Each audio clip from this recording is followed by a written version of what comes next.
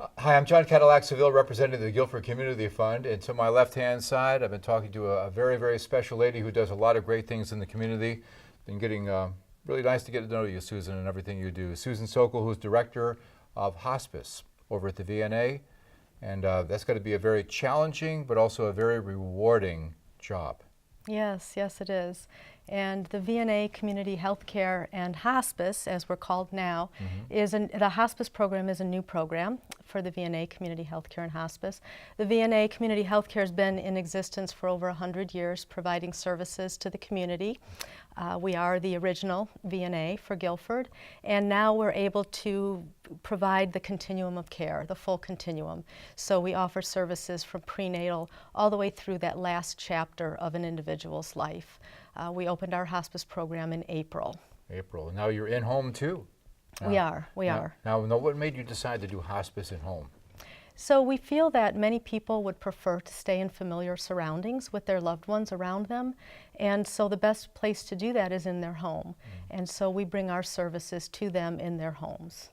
Now, what are some of the challenges you deal with? I mean, you're coming up with end of life in so many situations. It must be really tough to deal with the emotion at the same time, because people are just seeing their loved one all of a sudden, just the last minutes or the last days. I mean, how do you handle that? I think one of our biggest challenges is the misconception about what hospice is. So many people feel that hospice is for those last few days of life. And it's a benefit through Medicare, and Medicare says 6 months, a 6-month prognosis. So our biggest challenge is when we get into a home in those last few days, or sometimes those last hours of life, we're dealing with such emotions with the families, and we're trying to help them to get from point A to point B of acceptance in a very short period of time. We can provide so much more support if we're with a patient and a family for a longer period of time. Wow. The emotions run high. I just recently lost a dear friend of mine, and just all of a sudden, like within a quick period, within 3 months, he was gone.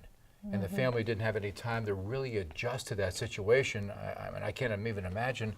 So you have to be there kind of as a counselor in a way, too, in a sense, right? And we do. We have a full team of professionals that are trained in hospice care. We have social workers, spiritual counselors. We have a wonderful group of volunteers, home health aides, physical therapists, occupational therapists, the nurses, our medical director. So we really have some well-trained professionals to help people with coping, provide support, and really help them get through the process. so what do you think leads nurses or people like you to go down this road?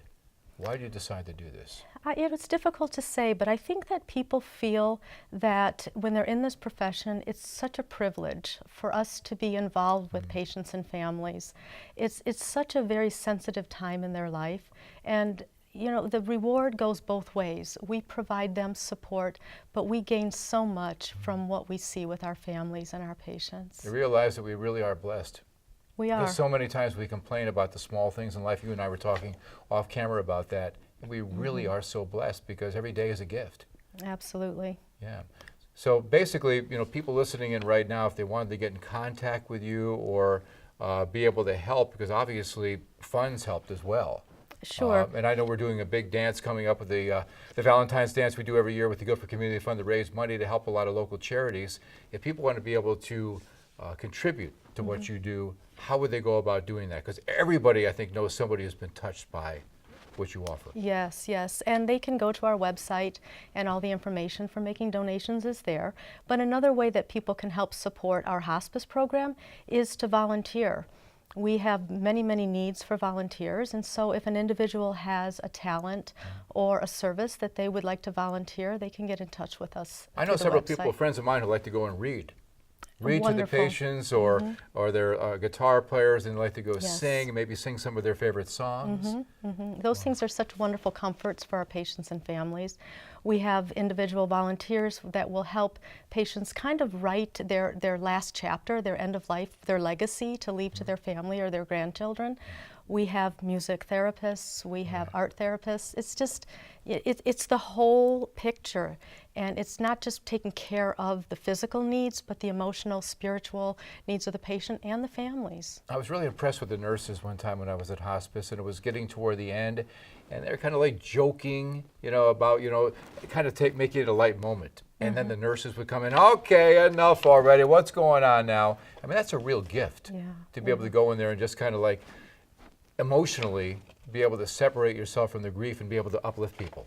I think that's such a special gift. And it's really not always a sad time. Right. You know, those last months of life can be very joyous times. Celebration of life. It really is. And the point of hospice is to provide comfort and improve quality of life so that people can use whatever energy they have left to do the things they enjoy and not spend time going back and forth to the hospital or whatever it might be that's exhausting them.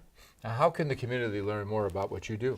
So we have our website, so they can go to VNA Community Healthcare and Hospice, and there's a lot of information right on our website, or they can give us a call at 203-458-4200. Wow. So you find that a lot of people are really taking advantage of what you have to offer with the housing care? They are. Most people, as I said, want to stay at home, and we provide them with the support and the education and the means to be able to do that. Wow, I'll tell you, just on behalf of the Guilford Community Fund, thank you for all you do, and I know we're going to raise a lot of money at our Valentine's Dance and donate it to you, and also help out the Women and Family Life Services and anybody else in the community that needs our help. But Susan, thank you so much for doing what you do. Susan Sokol, Director of Hospice Care at the VNA. You're a very, very special lady, and thanks for all you do. Well, thank you very much for having me here today. Best to you and your family. Thank you. All right. Appreciate it. Okay. Thank you so much, John Cadillac Seville, Guilford Cable TV. A real pleasure to be here, and thank you for watching.